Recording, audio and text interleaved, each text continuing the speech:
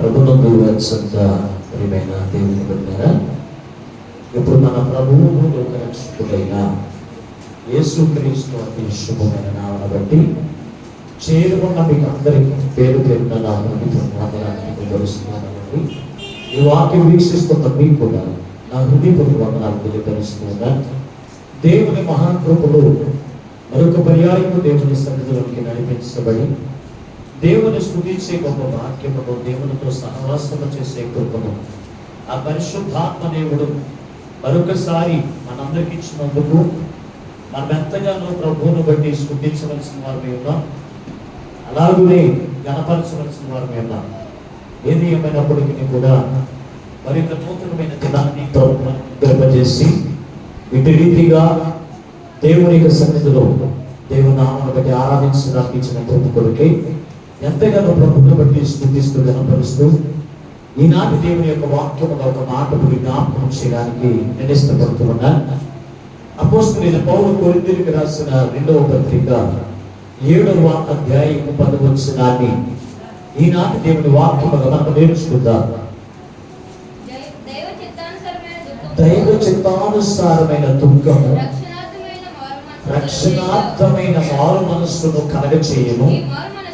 ఈ మారు మనస్సు దుఃఖమును పుట్టించదు, అయితే లోక సంబంధమైన దుఃఖము మరణము కలుగచేయును. చిన్న ప్రార్థన చేసుకుని మాటలు జ్ఞాపకం చేద్దాం. మహోన్నతుడా, మహాగణుడా, మీకు వందనాలు, స్తోత్రం. ఇంతవరకు తండ్రి పాటల ద్వారా అలాగే స్తుతి ఆరాధన ద్వారా మీ నామమును మహిమ తెచ్చుకుందాం. కొద్ది సమయం మీ విలువైన వాక్యమును ధ్యానం చేస్తూ ఉండగా చేరి ఉన్న బిడ్డలందరినీ కూడా పేరు పేరు మీరు దీవించండి. అలాగే రావలసిన బిడ్డలను కూడా మీరు నడిపించండి. మీ పక్షమున నిలబడి దాసుని ఆత్మతో నింపి మాతో స్ఫూర్తిగా మాట్లాడుతూ ఉండగా వెనుకల గురించి గ్రహించగల మనస్సు, లోబడి అనుసరించి నడిచే మనసు మాకందరికీ దయచేయమని మా ప్రభువు రక్షకుడైన యేసు నామమున ప్రార్థించవేడుకొనుచున్నాము పరమ తండ్రి, ఆమేన్. ప్రభునందు అత్యంత ప్రియమైన దేవుని బిడ్డలారా, చదవబడిన వాక్య భాగములో నుండి ఈ రోజున ప్రభు మనతో మాట్లాడుతున్నటువంటి వాక్యపు మాట ఏమై ఉన్నదంటే, నువ్వు ఏ దుఃఖమును కలిగి ఉన్నావు అనే మాటతో ఈ రోజున ప్రభు మనతో మాట్లాడుతున్నాడు. ప్రపంచమంతటిలో కూడా 2 రకాల దుఃఖాలు కలిగినటువంటి వారుగా ఉన్నారు. కొందరైతే దైవ చిత్తానుసారమైన దుఃఖమును కలిగిన వారైతే, కొందరైతే లోక సంబంధమైనటువంటి దుఃఖమును కలిగిన వారు.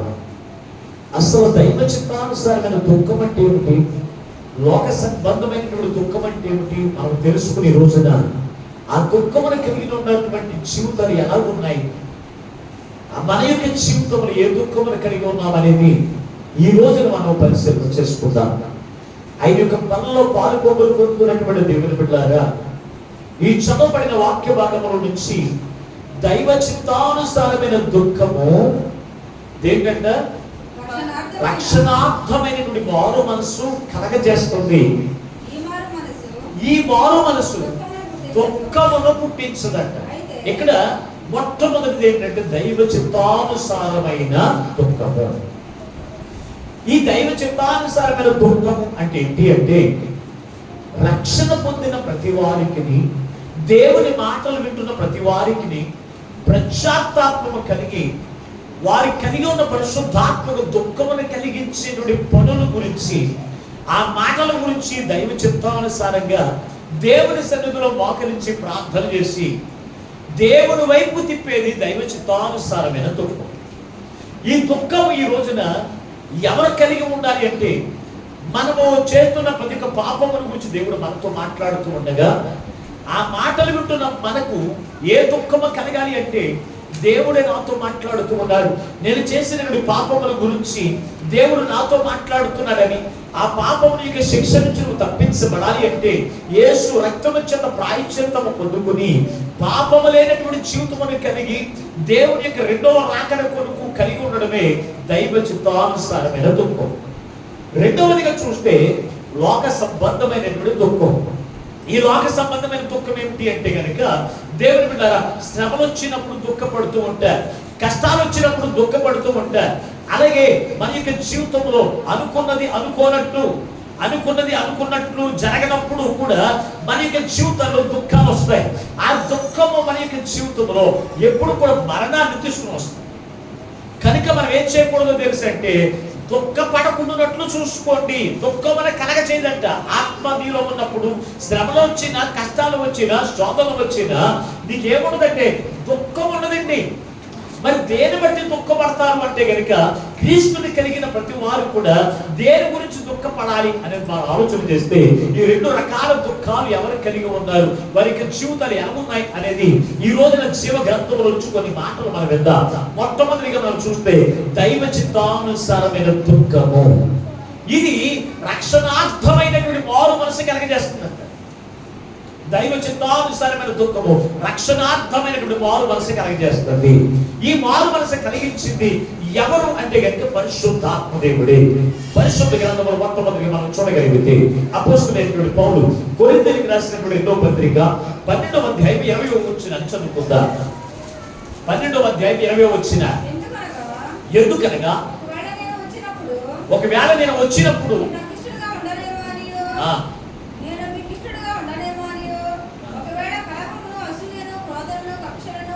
కలహమును, అసూయయు, క్రోధములను, కక్షలు, గొడ్డములు, గుసగుసలాడుట,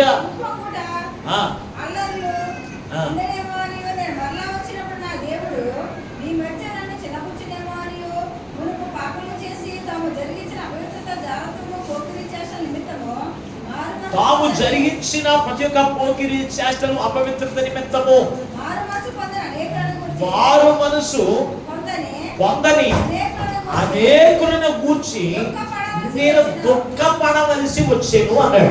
ఇక్కడ అపోస్తలుడైన పౌలు యొక్క జీవితంలో అతడు ఏ దుఃఖమును కలిగి ఉన్నాడు అంటే కనుక ఆత్మానుసారమైన దుఃఖమును కలిగిన వాడిగా ఉన్నాడు. దైవ చిత్తానుసారమైన దుఃఖమును కలిగినటువంటి వాడిగా ఉన్నాడు. అపోస్తలుడైన పౌలుని చాలా సార్లు కొండాలతో కొట్టారు, మేక బత్తాలతో కొట్టారు, పిడుగుద్దులు గుద్దారు, అలాగే అవమానించారు, అలాగే నిందించారు. ఎన్ని చేసినా అతని జీవితంలో ఏమి కలగలేదంటే దుఃఖము కలగలేదండి. కొండ దెబ్బలతో కొట్టినా, పిడిగుద్దులు గుద్దినా, అలాగే మేక బత్తాలతో కొట్టినా అతనికి ఏమి రాలేదు, దుఃఖం రాలేదంట. మరి ఏ విషయంలో దుఃఖం వచ్చింది, ఏ విషయంలో అతను దుఃఖపడుతూ ఉన్నాడు అని మీరు ఆలోచన చేస్తే, దేవుని యొక్క ప్రజలైన వారంట దోషకరమైన జీవితంతోను, అలరికరమైన జీవితంతోను, కుసకుసలాడు అనేటువంటి పాపముతోను, అలాగే దురాశులైనటువంటి జీవితంతోను వారు ఇదిగో మారు మనసుకు తగినటువంటి జీవితమును, ప్రాయశ్చిత్తము లేనటువంటి జీవితమును వారు జీవించి వారు మరణములోకి వెళ్ళిపోతారేమో అని అపోస్తలుడైన పౌలు ఏం చేస్తున్నాడు తెలుసా, దుఃఖించుచూ ఉన్నాడు అన్నాడు దేవుడు కదా. అంటే ఇంతకు ముందు క్రీస్తుని కలిగిన లేనప్పుడు, దేవుని ఆత్మ లేనప్పుడు అతనికి ఒక దుఃఖం ఉండేది. ఏంటో తెలుసా, ఇదిగో ప్రజలందరినీ కూడా క్రీస్తుని వెంబడించే వారిని హతమార్చాలి, క్రీస్తుని వెంబడించే వారిని కూడా మోసపోత చేత చంపేయాలి, అలాగే వాళ్ళు దూషించాలి అనేటువంటి ఒక దుఃఖం ఉండేది. అదే దుఃఖంతో జీవించేవారు. కానీ క్రీస్తుని కలిగిన తర్వాత మారు మనస్సుకు తగినటువంటి ఆ యొక్క దుఃఖం అతనిలోకి వచ్చింది. ఏంటి ఆ దుఃఖం అంటే దేవుని బిడ్డరా, ఏ ఒక్కరు కూడా నశించిపోయి రెండో మరణంలోకి వెళ్ళకూడదు అనేటువంటి దుఃఖం అతను కలిగి ఉన్నారు. ఈ రోజున నీవు క్రీస్తుని కలిగిన జీవితం నువ్వు జీవిస్తున్నావు. ఈ రోజున నీ కుటుంబం, నీ భార్య కావచ్చు, నీ భర్త కావచ్చు, నీ బిడ్డలు కావచ్చు, వారు పాపం నుంచి విడుదల పొందకుండా రెండో మరణంలోకి వెళ్ళిపోతారు అనేటువంటి దుఃఖము నీవు అసలు కలిగి ఉన్నావా? ఇప్పుడు ఆలోచన చేయ. ఖచ్చితంగా ఎప్పుడు కూడా దైవ చిత్తానుసారమైన దుఃఖము నువ్వు కలిగి ఉండాలి. అది మారు మనసుకు తగిన జీవితం అంట. మారు మనసుకు తగిన జీవితం, మారు మనసు తగినటువంటి దుఃఖం. అది నువ్వు మారు మనసు నీలో ఉంటే, నీలో పరిశుద్ధాత్మ ఉన్నప్పుడు దేవునికి వ్యతిరేకంగా చేస్తున్న ప్రతి ఒక్క పనుల నుంచి కూడా విడుదల పొంది నువ్వేం చేయాలో తెలుసా, క్రీస్తు వైపు నువ్వు మళ్ళాలి. అలాగే నీ కుటుంబాన్ని కూడా భరించుకునేటువంటి జీవితాన్ని నువ్వు కలిగి ఉండాలి. అదే దైవ చిత్తానుసారమైన దుఃఖం. ఆ దుఃఖం ఈ రోజున నీలో ఉందా? పరిశీలన చేయండి దేవుని బిడ్డ. వారందరూ కూడా తప్పిపోయి, వారందరూ కూడా మారు మనసుకు తగినటువంటి దుఃఖం లేక వారందరూ కూడా నశించిపోతారేమని అపోస్తలుడైనటువంటి పౌలు దుఃఖిస్తూ ప్రతిరోజు కూడా కన్నీరు కాచి ప్రార్థన చేస్తున్నాడు. ఆ ప్రార్థన నీకుందా? అసలు ఆ దుఃఖం నీకుందా? నీవే నీకు దైవ చిత్తానుసారమైన దుఃఖము నీకు కలిగి ఉంటే దేవునికి వ్యతిరేకమైన మాటలు కానీ, దేవునికి వ్యతిరేకమైనటువంటి క్రియలు కానీ, దేవునికి వ్యతిరేకమైనటువంటి ప్రవర్తన కానీ నీ జీవితంలో ఉండదు. ఎప్పుడో తెలుసా? నీకు పరిశుద్ధాత్మకు వ్యతిరేకంగా నువ్వు చేస్తున్న ప్రతి దాన్ని బట్టి దేవుడు తన యొక్క దోషుల ద్వారా దేవుడు నీతో మాట్లాడుతూ ఉన్నప్పుడు నువ్వు చేస్తున్న ప్రతి ఒక్క పాపమును గురించి ఏం చేయాలి తెలుసా? ఒప్పుకుని పశ్చాత్తాపముతో దేవుడి దగ్గర ప్రార్థన చేసే లక్షణాన్ని నువ్వు కలిగి ఉండాలి. పరిశుద్ధ గ్రంథంలో మీరు చూడగలిగితే రాజుల రెండవ గ్రంథం 8వ అధ్యాయం 47వ వచనాన్ని ఒకసారి చదవండి. రాజుల రెండవ గ్రంథం 8వ అధ్యాయం 47వ వచనం. రాజుల మొదటి గ్రంథం మన్నించండి. రాజుల మొదటి గ్రంథం 8వ అధ్యాయం 47వ వచనాన్ని.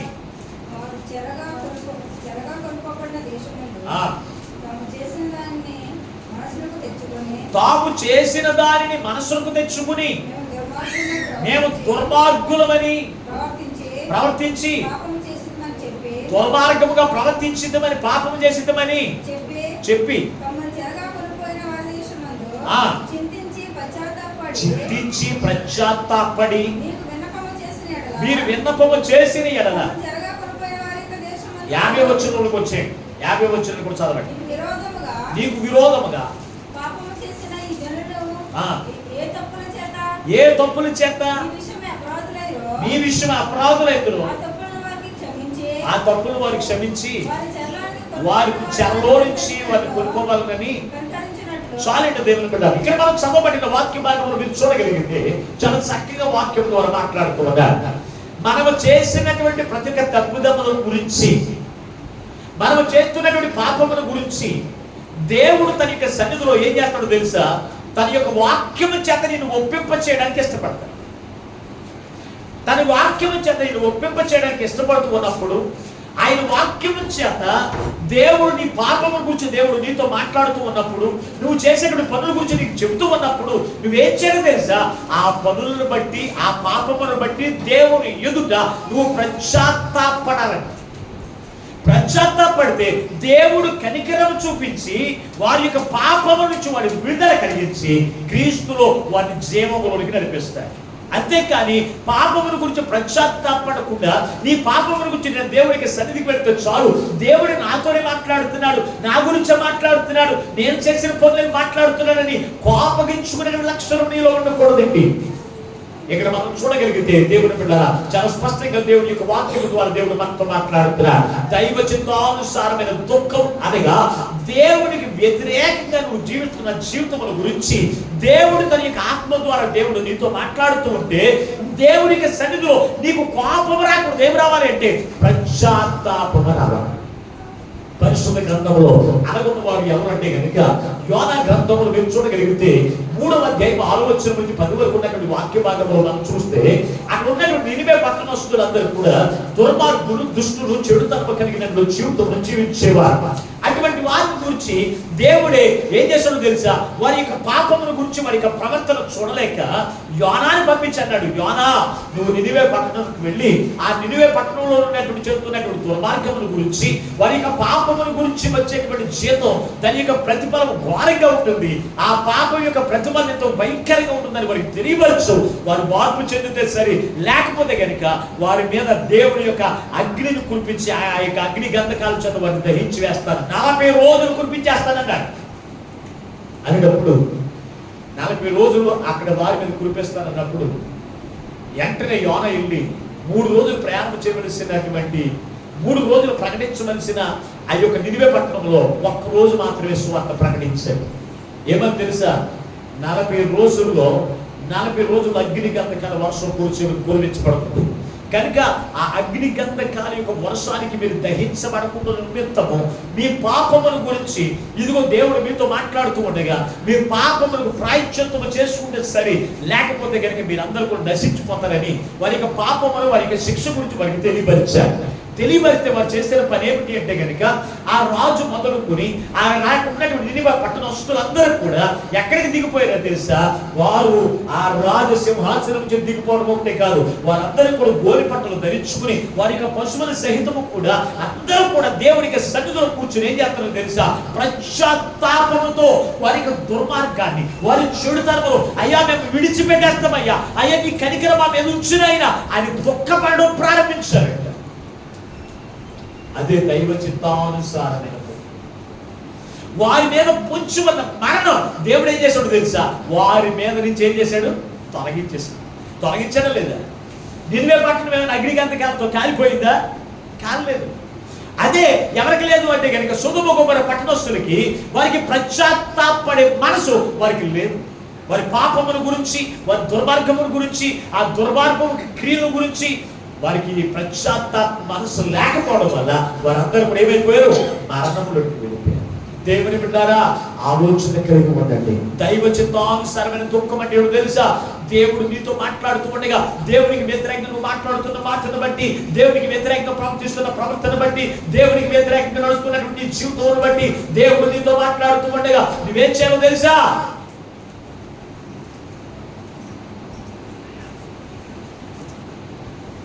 నువ్వేం చేయాలో తెలుసా? దేవుని సన్నిధిలో పశ్చాత్తాపడాలి. పాపముల గురించి పశ్చాత్తాపడాలి. దేవుని బిడ్డారా, ఆ పశ్చాత్తాపం ఎవరికి లేదు, ఎవరికి ఉంది అని మనం ఆలోచన చేస్తే నినివే పట్టణస్తులకి దైవ చిత్తానుసారమైన దుఃఖము వారు కలిగి ఉన్నందున వారు మరణం నుంచి తప్పించారు. ఇంకా మనం చూడగలిగితే సమూయేలు 2వ గ్రంథం 12వ అధ్యాయం 13వ వచనంలో మనం చూడగలిగితే ఒక చక్కని మాట అక్కడ రాశాడు. ఒకసారి చదవండి. ఒక్కసారి సమూయేలు 2వ గ్రంథం 12వ అధ్యాయం 13వ వచనం. నేను పాపము చేసి తిని, దావీదు నాతానుతో అనగా నాతాను నీవు చావుకున్నట్లు యెహోవా నీ పాపమును పరిహరించెను. చాలు. ఇక్కడ దావీదు భక్తుడు ఉన్నాడు. ఇతని గురించి మీకు అనేక పర్యాయములు మీకు జ్ఞాపకం చేస్తుంది. ఇతడు బత్షెబతో పాపము చేశాడు, అలాగే ఉరియాను చంపేసి అతను జీవితం ముందు కొనసాగిస్తూ ఉన్నాడు. ఎవరు చూడలేదు అనుకున్నాడు. అయితే దేవుడు ఏం చేశాడు తెలుసా? తన దైవజనుడైనటువంటి నాతాను ప్రవక్తను పంపించి అతని యొక్క పాపముల గురించి అతనికి హెచ్చరిక చేశాడు. తన పాపముల గురించి దేవుడు అతనికి హెచ్చరిక చేసినప్పుడు ఇతడు, నేను రాజుని కదా, నువ్వు నన్ను హెచ్చరిక చేయడం ఏంటి? నేను రాజుని కదా, నువ్వు నాకు చెప్పడం ఏమిటి అని అనలేదు. దేవుని బిడ్డలారా, ఆ పాపముల గురించి ఎప్పుడైతే దేవుడు అతనికి చెప్పాడో ఇతడు ఏమంటాడు తెలుసా? దేవుని ఎదుట తన పాపమును ఒప్పుకున్నాడు. దేవుని ఎదుట తన పాపమును ఒప్పుకుని, అయ్యా నేను పాపము చేశానయ్యా అని దేవుని ఎదుట తన ఇంటి దగ్గర పరుపు కొట్టుకుని పోయేంత కన్నీరు కాచి ప్రార్థన చేసిన వాడు ఎవరంటే దావీదు భక్తుడు. అదే దైవ చిత్తానుసారమైన దుఃఖం. ఈ రోజున దేవునికి సన్నిధి విడిచిపెట్టి మిగిలిన 6 రోజులు లోకంలో తిరుగులాడుతున్నప్పుడు నీకు తెలియకుండా పాపము అనేటువంటిది నీకు అడ్డుకుపోవచ్చు. మాటల ద్వారా కావచ్చు, క్రియల ద్వారా కావచ్చు, ప్రవర్తన ద్వారా కావచ్చు. ఆ పాపము నీకు అడ్డుకున్నప్పుడు నీకు తెలియకుండా నువ్వు పాప మార్గంలో నడుస్తున్నప్పుడు దేవునికి సన్నిధికి వచ్చినప్పుడు దేవుడు నీ పాపముల గురించి నిన్ను ఒప్పింప చేయడానికి ఆయన ఇష్టపడతాడు. ఎందుకో తెలుసా? ఆ పాపమును క్షమించడానికి ఆయన ఇష్టపడతాడు. అయితే దేవుడి యొక్క సన్నిధిలో మనం ఏం చేయాలో తెలుసా? ఆ పాపమును గురించి పశ్చాత్తాపడి ప్రార్థించే అలవాటును కలిగి ఉంటాడు. దావీదు ఎప్పుడు కూడా తన కుటుంబముల గురించి కానీ, తనకున్న శ్రమల గురించి కానీ కన్నీరు కార్చినటువంటి విధానం ఎక్కడ కూడా చూడలేదు. కానీ ఒకే విషయంలో తన పాపముల గురించి అతడంట ఆ రాత్రి ప్రార్థన చేస్తుంటే పరుపు కొట్టుకుని పోయేంత కన్నీరు కార్చి పశ్చాత్తాపడి ప్రార్థన చేసిన వాడు ఎవరో తెలుసా? దావీదు భక్తుడు. ఈ రోజున పాపాలు చేస్తున్నారు కానీ ఆ పాపమును ఒప్పుకునే మనసు ఉండదండి. పశ్చాత్తాపం తర్వాత పెడదాం. పాపమును ఒప్పుకునే మనసు ఉండాలి. ఖచ్చితంగా పాపమును ఒప్పుకునే మనసు నువ్వు కలిగి ఉండాలి. ఆ పాపమును గురించి పశ్చాత్తాపడే మనసు కూడా నువ్వు కలిగి ఉన్నప్పుడు దేవుడు నీ మీద కనికరపడతాడేమో. దేవుడు కనికరిస్తాడంటే దేవుని బిడ్డారా, ఒప్పుకోకపోతేను లేకపోతే ఆ పాపం నువ్వు తెలుసుకోకపోతే దేవుని కనికరం నీ మీద ఎక్కడ ఉంటుంది? పరిశుద్ధ గ్రంథంలో మరొక వ్యక్తి ఉన్నాడు, ఇస్కరియోతు యోధ. అతని గురించి మత్తయి రాసిన సువార్తలో ఒక చక్కని మాట రాసింది. అది కూడా చదవండి ఒకసారి. మత్తయి రాసిన సువార్త 27వ అధ్యాయం 3వ వచనాన్ని. అప్పుడు ఆయన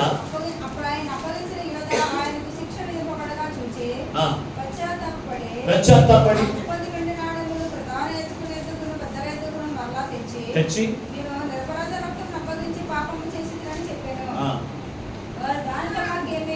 వారు దానితో నాకేమి నువ్వే చూసుకొని చెప్పగా చాలు అతను ఉరి పోసుకొనెను అని రాశాడు.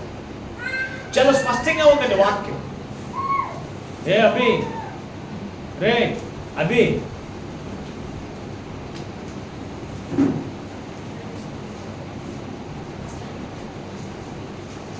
దేవుని పిల్లలకు ఆలోచన చేస్తే ఒక చక్కని యేసుక్రీస్తు ప్రభువాన్ని వెంబడించిన వాడు ఎవరంటే ఇస్కరియోతు యూద. వెంబడించిన ఇతను యేసు ప్రభువాన్ని అమ్మేసాడు. మొత్తం మీద ఎంత దుఃఖం అంటది ఏంటంటే డబ్బులు సంపాదించుకోవాలంటే ఏం చేసినా పర్వాలేదు కానీ డబ్బు కావాలేదు. అలాగే అనుకున్నాడు యేసుక్రీస్తు ప్రభువాన్ని. ఏంటి 38 అమ్మేశాడు.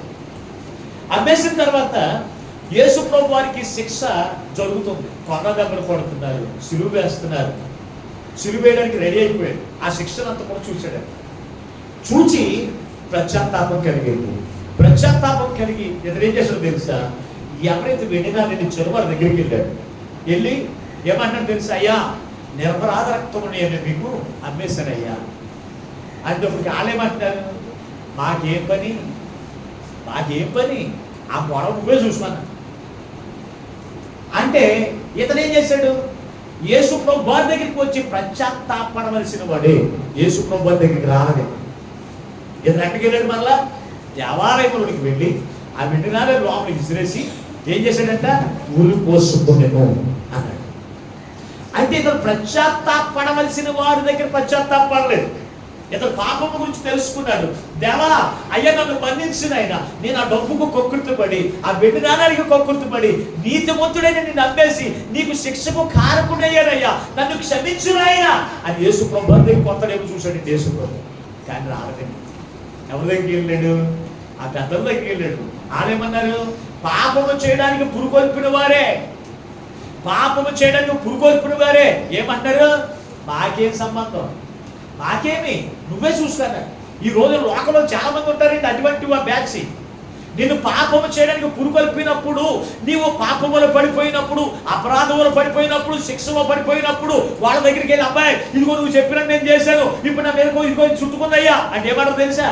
మాకేం సంబంధం అంటారు. అలా అనలేదు అక్కడ. పురుకొల్పిన వారు, అబ్బాయి మేము చూసుకుంటాం, మా గొడవ ఏదైనా అన్నారా? అది నాకేమి, నువ్వే చూసుకుంటారు అంతే. ఆడు చచ్చిపోతే ఆడకెందుకు, లేకపోతే శిక్షకు పాత్రుడైపోతే ఆడకెందుకు, ఆడకి సంబంధం లేదండి. ఎందుకు అతనికి ఇది దైవ చిత్తానుసారమైన దుఃఖము కాదు. మనుషుల దగ్గర పశ్చాత్తాపడుతున్నాడు. మనుషుల దగ్గర పాప క్షమాపణ దొరకదు. ఎవరి దగ్గర దొరుకుతుంది? దేవుని దగ్గర మాత్రమే పశ్చాత్తాపం దొరుకుతుంది. ఆ పశ్చాత్తాపానికి ఇదిగో నీకు విమోచన దొరికే స్థలం దేవుని యొక్క సన్నిధిలో. దేవుని బిడ్డలారా, దైవ సన్నిధిలోనికి వచ్చి మనం పశ్చాత్తాపడాలి. దేవుని దగ్గర మనం పశ్చాత్తాపడాలి. దావీదు ఎక్కడ తన కుటుంబం దగ్గర కాదు, రక్త సంబంధుల దగ్గర కాదు, దేవుని దగ్గర ఒప్పుకుంటున్నాడు. ఏంటి దేవుని దగ్గర అంటే దేవుని పక్షాన ఉన్న దైవజనుడి దగ్గర అంటున్నాడు, నేను పాపము చేశానయ్యా.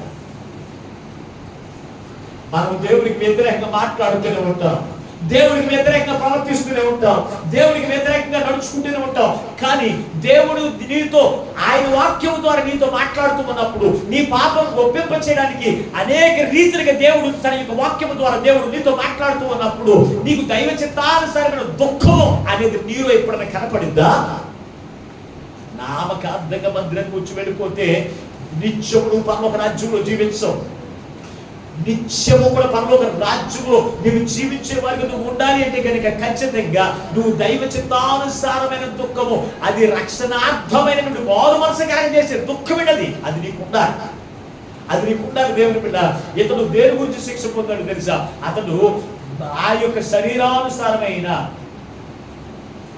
లోకానుసారమైన దుఃఖమును వారి కలిగి ఉండడం వల్ల అదేం కోరుకున్నాడంట? ఇస్కరియోతు యూద మరణం. మరి దైవ చిత్తానుసారమైన దుఃఖమును కలిగిన ఎవరో దావీదు మరణం నుంచి తప్పించబడ్డాడు. దైవ చిత్తానుసారమైన దుఃఖమును కలిగిన నినివే పట్టణస్తులు మరణం నుంచి తప్పించబడి జీవములోనికి నడిపించబడ్డా. ఈ రోజు నువ్వు ఒక్కసారి పరిశీలన చేయండి. ఒక్కసారి నువ్వే దుఃఖమును కలిగి ఉన్నావు, నువ్వే దుఃఖమును కలిగి ఉన్నావు. ఇదిగో దైవ చిత్తానుసారమైన దుఃఖం నువ్వు కలిగి ఉంటే ఆ రెండవ మరణం నుంచి నువ్వు తప్పించబడి క్రీస్తుతో నిత్యము ఆనందించగలుగుతావు. అంతేకాని లోక సంబంధమైన దుఃఖము నువ్వు కలిగి ఉంటే నువ్వు ఎప్పుడు కూడా ఏం పొందుకోలేవు. నిత్య జీవం అనేది నువ్వు పొందుకోలేవు. దేవుని బిడ్డ, ఇంకా పరిశుద్ధ గ్రంథము అనేక మంది ఉన్నారు. దేవుని బిడ్డ, ఇంకా మనం చూడగలిగితే ఒక స్త్రీ దేశం వారు ఒక గృహంలో భోజనం చేస్తూ ఉన్నారంట. భోజనం చేస్తూ ఉంటే ఆయన అప్పగింపబడక ముందే భోజనం చేస్తూ ఉంటే ఆ గృహం దగ్గరికి ఒక స్త్రీ వచ్చి ఆయన తల మీద అత్తరు పూసింది. తన పాదాల పట్టుకుని కన్నీటి చేత కాళ్ళు కడుగుతూ తన తల వెంట్రుకల చేత ఆయన పాదములు తుడుస్తూ ఉందంట. దేని బట్టి వచ్చి ఆమె కన్నీరు కార్చి కాళ్ళన్నీ కడిగింది? ఆమె కుటుంబంలో బాధలు ఉన్నాయంటారా? ఆమె కుటుంబంలో కష్టాలు ఉన్నాయా? ఆమె శరీరంలో ఏమైనా బలహీనత ఉందా? కాదు. ప్రభువే తన పాపములను గురించి ఆమెకు తెలియపరిచినప్పుడు యేసు ప్రభు వారి దగ్గరికి వచ్చి ఏం చేసిందో తెలుసా? ఆమె దుఃఖపడిపోతుంది. ఆమె దుఃఖం ఎంత వచ్చిందో తెలుసా అంటే, ఆనాడు దావీదు కన్నీరు కార్చి ఆ యొక్క పరుపు కొట్టుకుని పోయేంత కన్నీరు యొక్క పశ్చాత్తాపడ్డాడు. ఈమె యేసు ప్రభు వారి యొక్క కాళ్ళు కడిగేంత కన్నీరు కార్చి ఆమె పశ్చాత్తాపడు. ఈ రోజున దేవుని మందిరంలో ఎప్పుడన్నా ఒక కన్నీటి పుట్టు రాజ్యము నువ్వు మాట్లాడరే? ఎప్పుడన్నా దేవునికి సన్నిధిలో నీ పాపమును గురించి, నీ కుటుంబం గురించి కాదండి. కుటుంబం గురించి అందరూ కూడా కన్నీరు కారుతూనే ఉంటారు. కుటుంబంలో శ్రమను బట్టి, కుటుంబంలో పరిస్థితులను బట్టి, కుటుంబంలో శోధనలు బట్టి అందరూ కన్నీరు కారుతారు. ఆ కన్నీరు మరణంలో తీసుకుని వెళ్తే దేవుని యొక్క సన్నిధిలో నీ పాపమును గురించి నువ్వు పశ్చాత్తాపడే కన్నీరు నిన్ను జీవములోకి తీసుకుని వెళ్ళి కన్నీరు ఎప్పుడన్నా కార్చావా? ఆలోచన కలిగి ఉన్న నెక్స్ట్ ఆ స్త్రీ కన్నీరు కాస్తూ ఆయన పాదములు కడిగింది. తన వెంట్రుకలతో తన యొక్క పాదములు తుడిచింది. దేవుని బిడ్డారా, అంత పశ్చాత్తాపం, అదే మారు మనసుకు తగిన రక్షణార్థమైనటువంటి దైవ చిత్తానుసారమైన దుఃఖమైనది. ఎప్పుడన్నా నీ పాపముల గురించి కన్నీటి ప్రార్థన చేశారండి? పాపం యొక్క ప్రతిఫలం ఏంటో తెలుసా? రెండవ మరణం. ఆ రెండవ మరణం ఒకరోజు 2 రోజులు ఒక పూట ఉండేది కాదు. అది నిత్యం ఉండేటువంటి భయంకరమైన శిక్ష. ఆ శిక్ష నుంచి నువ్వు తప్పించబడాలి అంటే ఆ పాపముల గురించి దేవునికి సన్నిధిలో నువ్వేం చేయాలి? కన్నీటి ప్రార్థన చేయాలి. ఆ పాపముల గురించి దైవజనులు చెప్తూ ఉంటే ఇశ్రాయేల్ అందరూ కూడా ఎంతగా ఏడ్చారో తెలుసా? ఒకసారి నెహెమ్యా గ్రంథం చూడగలిగితే 8వ అధ్యాయం 9వ వచనం చదువుకుందాం. నెహెమ్యా గ్రంథం 8వ అధ్యాయం 9వ వచనం. నెహెమ్యా గ్రంథం 8వ అధ్యాయం 9వ వచనం. జనులందరూ ధర్మశాస్త్రపు గ్రంథపు మాటలు విని ఏడవడం మొదలు పెట్టగా అధికారి నెహెమ్యా, యాజకులను, శాస్త్రీయులు, పెద్దయులు జనులకు బోధించి లేవీయులను మీరు దుఃఖపడవద్దు, ఏడవవద్దు. ఈ దినము యెహోవాకు ప్రతిష్ఠిత దినము అన్నాడు. మీరు ఇక్కడ చూస్తే చక్కని మాటలు మాట్లాడుతున్నాడు దేవుని బిడ్డలారా. ఏమన్నాడు తెలుసా? అధికారి నెహెమ్యా యాజకుడు కాదు, దైవజనుడు కాదు. నెహెమ్యా ఒక రాజు దగ్గర గిన్నెందించేటువంటి పానదాయికుడు. అతడు ఒక రాజ్యంలో ఒక అధికారి కింద ఉన్నటువంటి వాడు. యజ్రా ఉన్నాడు, ఇంకా లేవీయులు ఉన్నారు, యాజకులు ఉన్నారు. వీళ్ళందరూ కూడా ఏం చేస్తున్నారు తెలుసు అంటే ధర్మశాస్త్రం యొక్క గ్రంథముల గురించి వారికి బోధిస్తున్నారంట. బోధిస్తే వారు ఏం చేస్తున్నారంట? జనులందరూ కూడా ఏడుస్తున్నారంట. అంటే ధర్మశాస్త్రము బోధిస్తే జనులందరికీ ఎందుకు ఏడుపు వస్తుంది? ధర్మశాస్త్రం ఏం బోధిస్తుంది? ధర్మశాస్త్రము బోధించేటటువంటి తెలుసా? పాపముల గురించి బోధిస్తుంది. ధర్మశాస్త్రము ఆ పాపములకు శిక్ష నీకు బోధించినప్పుడు నీకు ఏం కలగాలి అంటే దుఃఖము కలగాలి. దుఃఖము కలగాలి. ఆ జనులందరూ కూడా ఏం చేస్తారో తెలుసా? ఏం చేస్తున్నారంటే బోరు మరి ఏం చేస్తున్నారంటే ధర్మశాస్త్రం బోధిస్తే అప్పుడు వీళ్ళందరూ అంటారంట, ఈ నలుగురు అంటారంట, అమ్మా మీరు ఏడవద్దు, దేవుడు మీకు రక్షణ కలగజేసే దినం ఇది. రక్షణ కలిగజేసే దినము కనుక మీ పాపముల గురించి మీరు పశ్చాత్తాపడుతున్నారు, మీ పపాపముల గురించి మీరు ఒప్పుకుంటున్నారు కనుక మీరు నరకము నుంచి ఆ రెండవ వాటి నుంచి తప్పించబడే దినము కనుక మీరు ఇప్పటికి ఏడవద్దు, మీరు ఏడ్చి పశ్చాత్తాపడ్డారు కనుక ప్రభు మిమ్మల్ని కనికరించాడు అని వాడు ఏం చేస్తున్నాడు? వాటిని ఆదరిస్తున్నాడు. ఈ రోజున అటువంటి పశ్చాత్తాప ప్రార్థన నీకుందా? దైవ చిత్తానుసారమైన దుఃఖము నీకుందా? దేవునికి సన్నిధిలో నామకాంతంగా వస్తున్నాం వెళ్తాం, ఖాళీగా ఉన్నప్పుడు వస్తాం, ఖాళీ లేనప్పుడు రా.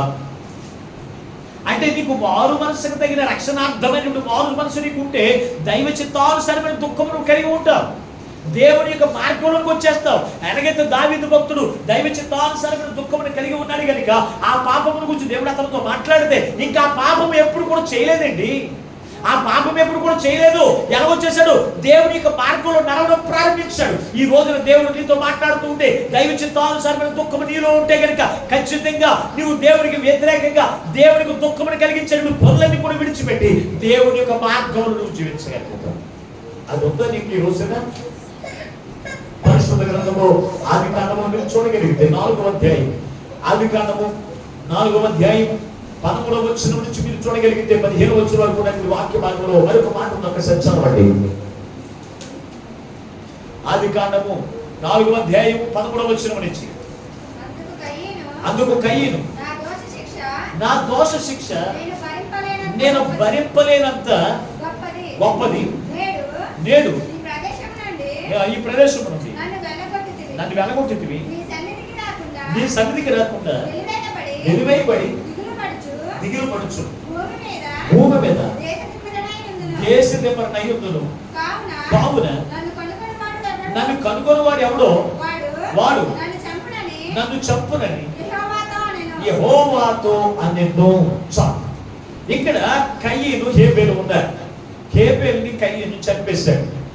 చంపేసిన తర్వాత ఈ కయీను అనుకున్నాడు, నేను చంపడం ఎవరు కూడా చూడలేదు, ఇసుకలో పాతి పెట్టడం ఎవరు చూడలేదు కదా అని అనుకున్నాడు. కానీ ప్రభు చూశాడు. ప్రభువు తెలియదంటూ ఏముండదు. ఎందుకో తెలుసా? ప్రతి వారి హృదయంలో ఉన్నది ఎవరాత్మది? ప్రతి వారి హృదయంలో ఉన్నది ఎవరాత్మ? దేవుని ఆత్మ. నువ్వు ఎక్కడికి వెళ్ళినా ఎవరు కనపడుతుంది? నీలో ఉన్న ఆత్మకు కనపడుతుంది. ఇదేంటంటే సీసీ కెమెరా లాంటి మన హృదయంలో మనలో ఉన్నటువంటి ఆత్మ ఎవరిదని నువ్వు ఏంటనుకున్నారు? దేవుడికి సీసీ కెమెరా లాంటిది. నువ్వు నీళ్ళ కింద ఉన్నా ఎక్కడ ఉన్నా ఎవరు కనపడుతుంది? ఆయనే కనపడుతుంది. ఆయన చూశాడు, వచ్చి అడుగుతున్నాడు. ఏమని తెలుసా? ఏమి తెలియక కాదు, కయ్యను దగ్గర వచ్చి, కయ్యను నీ తమ్ముడైన హేబేలు ఎక్కడా అని అడిగాడు. అడిగితే అతను పాపముల గురించి ఒప్పుకుంటాడేమని అడిగాడు. అడిగితే ఎప్పుడేమంటున్నాడు? నా తమ్ముడు హేబేలుకి నేను ఏమన్నా కావాలి వాడా అని ఎవరి మీద? దేవుని మీదే కోపపడుతున్నాడండి. కోపపడితే దేవుడు అన్నాడు, అయ్యా కయ్యను హేబేలు యొక్క రక్తం నాకు భూమిలో నుంచి నాకు మొరపెడకూడదు. నువ్వు కయ్యను నుంచి ఆ హేబేలు చంపడం నేను చూడలేదా? నువ్వు దేశ దిమ్మరం అయిపోతామని అతనితో చెప్పాడు దేవుడు. ఈ మాట చెప్పినప్పుడు ఇతనికి ఏం కలగాలి? శిక్ష గురించి అతనికి తెలియపరిచాడు. ఇతర పాపముల గురించి, ఇతను చేసిన పాపం చెప్పాడు.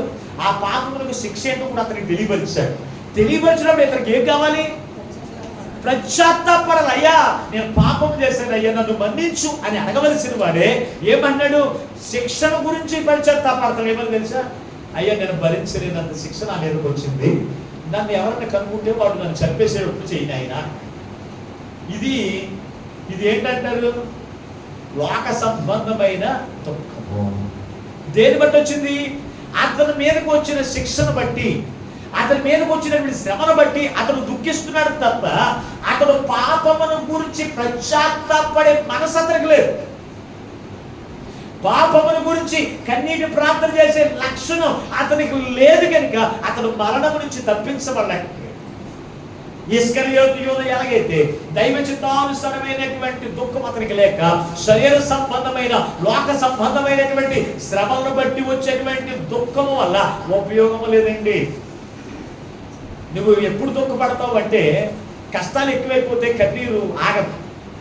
శ్రమలు ఎక్కువైపోతే కన్నీరు ఆగదు, వ్యాధులు ఎక్కువైపోతే కన్నీరు ఆగదు, బాధలు ఎక్కువైపోతే కన్నీరు ఆగదు. కానీ ఇదిగో పాపమును గురించి కన్నీరు కార్చాలి అనే లక్షణం కూడా పొందదు. నువ్వు కన్నీరు కార్చేది దేని గురించి తెలుసా? నీవు చేసిన ప్రతి ఒక్క పాపమును గురించి వచ్చేటువంటి శిక్ష నుంచి తప్పించబడాలి అని ప్రార్థన చేయి. కన్నీరు కార్చాలి. ఎందుకంటే ప్రతి వారికి కూడా శ్రమలు ఉంటాయి, ప్రతి వారికి కూడా కష్టాలు ఉంటాయి. కానీ ఆ కష్టాల నుంచి తప్పించి, ఆ కష్టాల నుంచి జయించే జీవితంలో ప్రభునికి ఎల్లప్పుడూ ఇవ్వడానికి ప్రభువుని అడుగు. ఖచ్చితంగా వాటిని గురించి నువ్వు కన్నీరు కార్చవలసిన పని లేదు. మరి దేని గురించి అంటే కనుక నీ పాపముల గురించి పశ్చాత్తాపడి కన్నీరు కార్చేటువంటి దైవ చిత్తానుసారమైన దుఃఖము నువ్వు కలిగి ఉండాలంటే అది నీకుందా? ఇస్కరియోతు యోధాకి లేదు, ఇంకెవరికి లేదు, ఇంకెవరికి లేదు, కయ్యేనికి లేదు, మరొకరు ఉన్నారు. అదేమంటే దావీదు దగ్గర ఉన్నటువంటి ప్రధానమంత్రిగా ఉన్న అహితోపేలు అనే ఒక వ్యక్తి ఉన్నారు. అతని గురించి ఏమని రాయబడి ఉందంటే, ఇతడు దావీదు యొక్క కుమారుడు అబ్నోనుకి, దావీదు యొక్క కుమార్తె అయినటువంటి తామారుకి కూడా ఏం చేశాడో తెలుసా? దేవుని బిడ్డలారా, వారికి లవ్ అఫైర్స్ నడిపించాడు. నడిపిస్తే వారు దేవునికి వ్యతిరేకంగా జీవించారు. వారు మరణానికి, వారు ఆ యొక్క అబ్నోను మరణానికి ఆల్రెడీ పాత్రుడు అయిపోయారు. తర్వాత ఈ యొక్క అహితోపేలు యొక్క రహస్యం బయలుపడిపోయినప్పుడు ఇక్కడ ఏం చేయాలి? దావీదు దగ్గరికి వెళ్ళి, దావీదా మహారాజా, నేను ఎంతకాలం నీ దగ్గర నమ్మకంగా పని చేశానయ్యా, ఈ ఒక్క విషయం నేను పాపం చేశానయ్యా, నన్ను మన్నించు అని దేవుడి దగ్గర ముందు ఒప్పుకుని తర్వాత దావీదు దగ్గరికి వెళితే ఇతను క్షమాపణ పొందుకునేటువంటి వారు.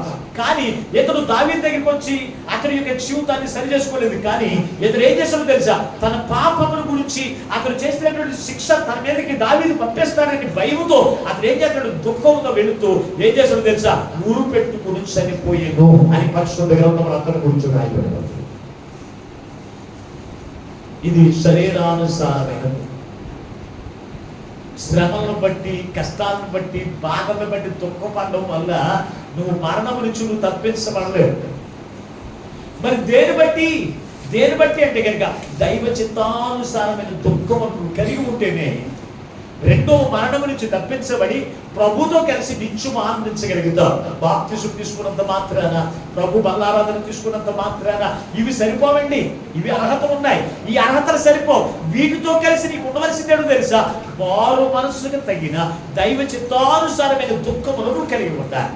ఆ దుఃఖం నువ్వు కలిగి లేకపోతే ఏ మాత్రము కూడా నువ్వు పరలోక రాజ్యానికి వారసురాలిగా ఉండలేవు. క్రీస్తుతో కలిసి నిత్యం కూడా ఆనందించలేవు. కనుక దేవుని బిడ్డ, ఈ రోజున రెండు దుఃఖాల గురించి మీకు జ్ఞాపకం చేశాను.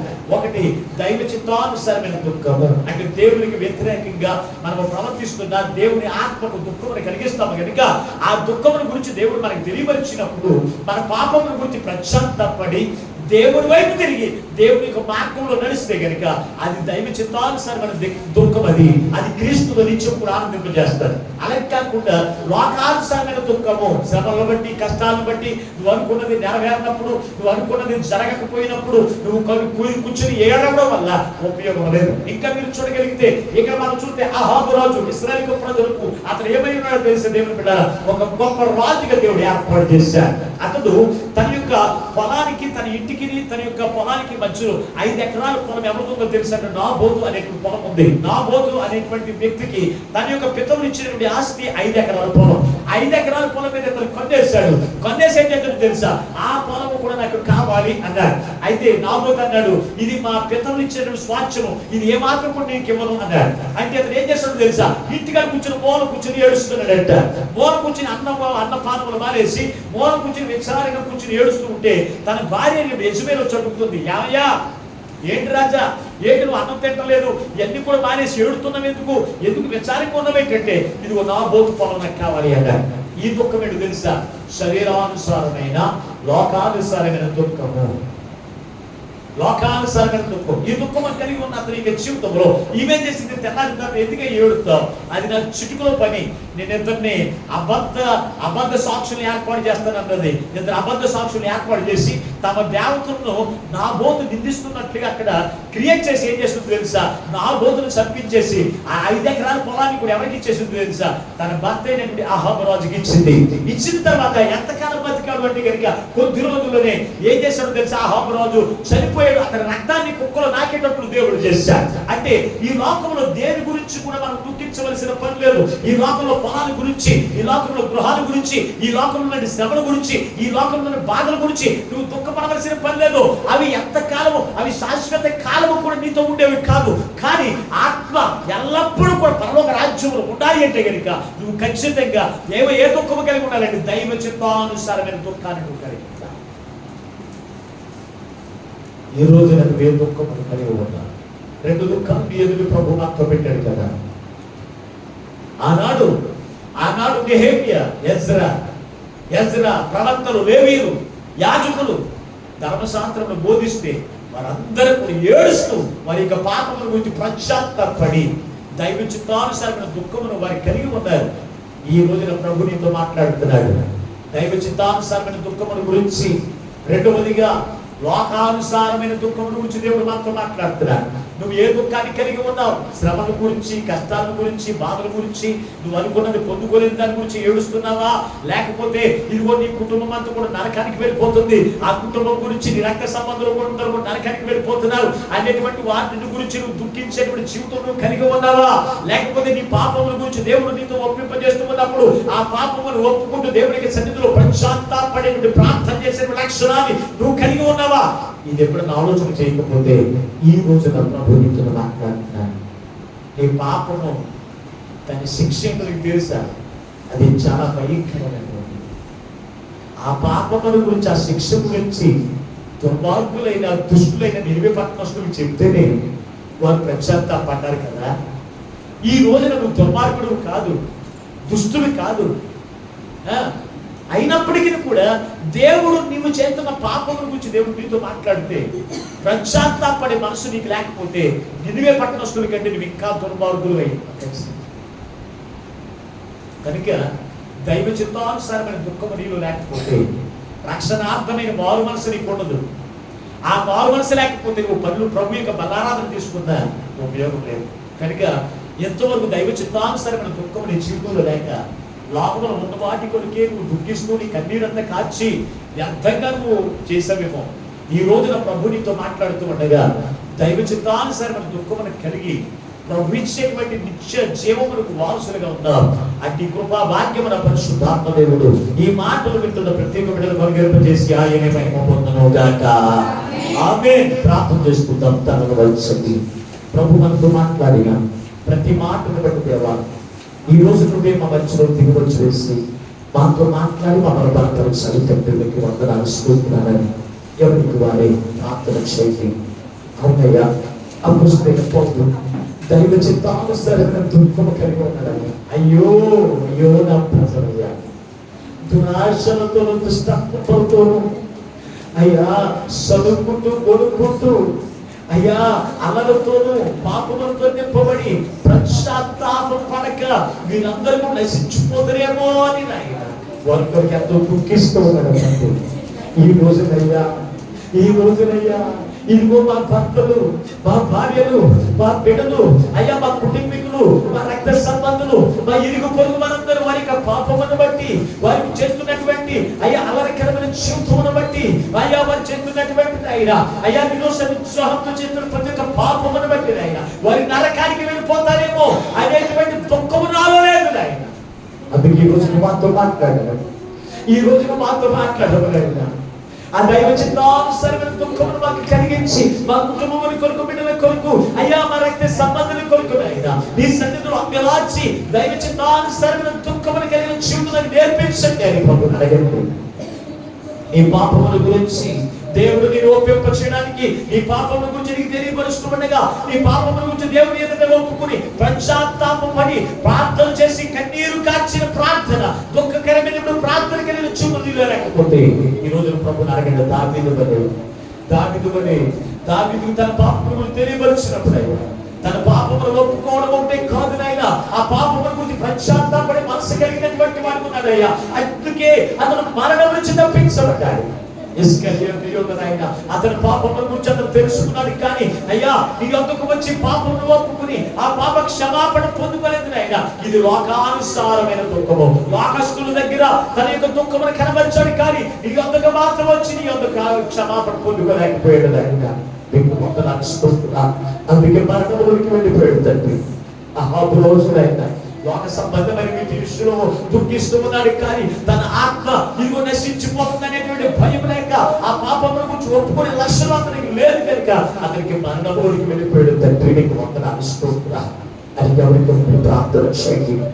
నేను మీ పట్టణస్తులు తండ్రి, అయ్యా మరి పాపముల గురించి మరి తెలియపరిచినప్పుడు, ఒప్పింపజేసినప్పుడు తండ్రి, అయ్యా వారి యొక్క పాపముల గురించి ఒప్పుకుంటూ అయ్యా కన్నీరు కాస్తూ అయ్యా దైవ చిత్తానుసారమైన దుఃఖములు మరి కలిగి ఉన్నందునే వారు నాయన మరణం నుంచి తప్పించబడ్డారు. నీవు గ్రంథ నుంచి తప్పించబడ్డారు నాయన. ఆ భయంకరమైన గ్రంథ నుంచి మేము తప్పించబడాలి అంటే దైవ చిత్తానుసారమైన దుఃఖం మేము కలిగి ఉండాలని ఈ రోజు వాక్యం ద్వారా మాతో మాట్లాడినందుకు నీకు స్తోత్రములని ఎవరికి వారి ప్రార్థన చేయండి. బహుళుగా మహాగుణానికి వందన. ఎంతవరకు నీ అమూల్యమైన మాటలు చేద్దాం. అందరితో మాట్లాడి ఎంతవరకు నీ మాటలు ఏ బిడ్డలు కొట్టి అర్థముగా విడిచిపెట్టకూడదు తండ్రి. ప్రతి వారి హృదయములో నీరు కట్టి ఫలింపజేసి నేను రెండవ రాకలకు ప్రతి బిడ్డలకు ఆయుధపరిచి మీరు మహిమను పొందమని మాతో మాట్లాడి మమ్మల్ని బలపరిచిన యేసు నామమున ప్రార్థించి వేడుకొనుచున్నాము పరమ తండ్రి, ఆమేన్. దేవుడు మిమ్మల్ని అందరిని దీవించును గాక. మీకందరికీ మరొకసారి నా హృదయపూర్వక